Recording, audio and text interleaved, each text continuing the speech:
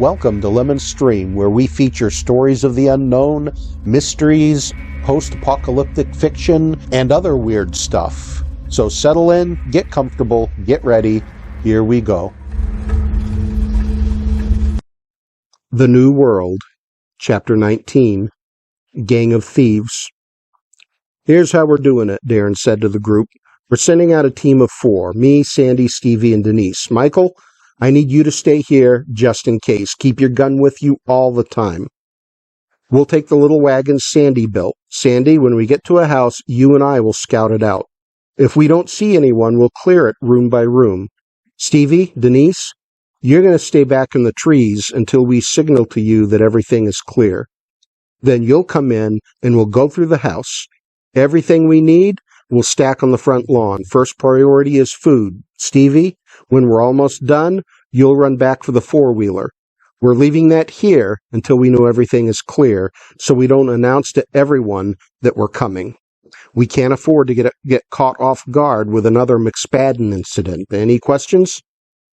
He paused and looked at each of them, but nobody spoke up. Okay, he said. Today we're heading south towards Sandy Bend. Since we know there are people in that direction, we want to acquire those houses before they do. Let's go. The team of 4 shouldered rifles.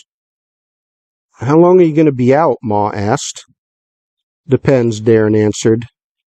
If we don't find anything, we'll be back in a few hours, but if we find a decent target, it could be an all-day operation. Sandy, Darren, Denise, and Stevie walked to the road and turned towards town. As the group disappeared behind the trees, Joe walked up to Michael. What do you think about this? She asked. About going into houses and taking stuff, he asked. Yes, said Joe. It just makes me uneasy, like we really are a gang of thieves or something. I know what you mean, said Michael, but here's how I look at it. That stuff could save our lives. It's just sitting there helping nobody right now. And you can't steal from dead people. Might as well use what we can. What if, Joe asked, they weren't dead? What if they were still alive in those houses?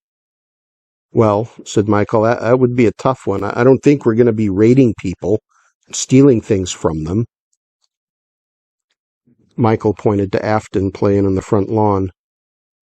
But if she were starving, or if she needed a blanket or medical supplies, if she needed something, it might make the difference between life and death. I feel like I might do anything. I hope it doesn't come down to that. I don't want to go there, because there's no going back at that point. I think there's no going back for any of us, Joe said. I wish we could. I really wish we could just go back to before all this happened.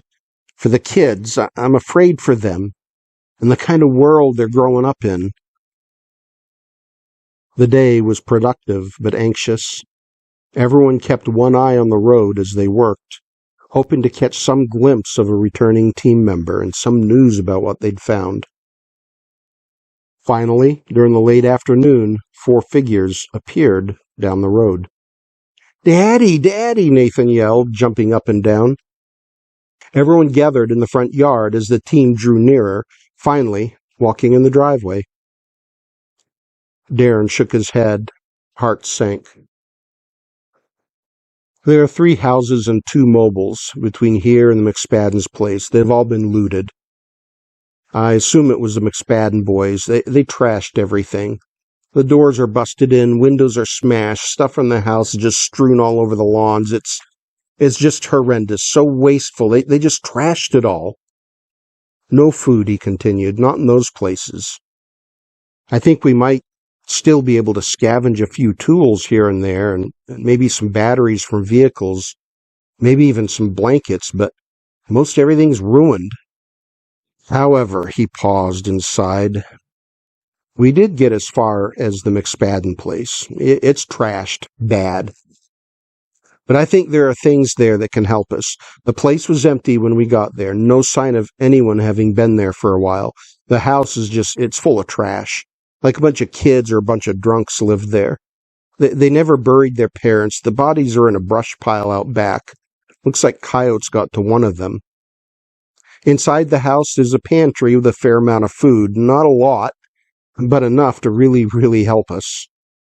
It might add a couple weeks to our supplies, which is a big deal. Most of it's in boxes and bags just stacked on the floor, probably stuff they hauled in from other houses and just dumped there. There's a little shed with shovels and rakes and other tools, and there are 4 vehicles that we might be able to scavenge batteries from. There are blankets and clothes, but it's all pretty ratty, and it would need a really good washing if we brought any of it back here. They have 4 or 5 cord of firewood. We'll need to decide if it's worth hauling up here or easier just to cut wood around here. So here's the plan we came up with. By the time we got to the McSpadden place and cleared the house, there wasn't really enough time to get started on moving things. So we headed back here for the evening. Tomorrow, we'll go back down there. Sandy and I will clear the house again, and if everything looks good, we'll send Stevie back for the 4-wheeler. We'll process the house and hopefully be done with it by the end of the day. Then on another day, we can start probing north of here. I don't think we're going to find anything else towards town. It would be just a waste of time going that way, since if the McSpaddens haven't already picked it over, probably folks from town have. The news was not what everyone wanted to hear. The group was hoping for a windfall of food and clothing and blankets, but it didn't work out that way. There was some food, though, and Darren was right. 2 weeks of additional food would be a big deal. The idea of exhausting their food supply looked like a big brick wall that they couldn't see past. Pushing the brick wall back a little gave some sense of relief, if only for 2 weeks. "Well," said Sylvia, "I was hoping for better news, but it's something. It's worth doing. It sounds like the plan you guys came up with is the best way to go about it. We'll get what we can from there, and then maybe we'll have better luck heading north." Ma served up a hot and delicious deer stew for supper that evening. Most of the group made it an early night in order to get rested for the work the next day. The team was up before the sun the next morning. They dressed warmly, shouldered their firearms, and headed off into the darkness with the utility wagons, just as the sun began to rise in the gray, hazy sky. Stevie arrived back to get the 4-wheeler. He hooked a wagon up behind it and headed back down the road. Throughout the day, team members arrived with loads of loot. The first 2 trips were all food. Then they began bringing batteries, blankets, tools, and other items they thought may be useful. Ma got right to work soaking blankets and clothes. Joe began sorting the food, while Sylvia did school with the children. Joe organized it by type, tossing out jars and bags that had been opened, not knowing how it had been treated and handled or even where it had come from. They didn't want to risk eating anything that had the potential to be contaminated. All 4 returned with the final load, just as the sun was sinking into the wooded hills to the west. Everyone was exhausted, but there was a sense of accomplishment. They had added a bunch of food to their supply, and it looked like close to 3 weeks' worth. With a mix of exhaustion and excitement, the members of the small community headed off to sleep, hoping for a better tomorrow.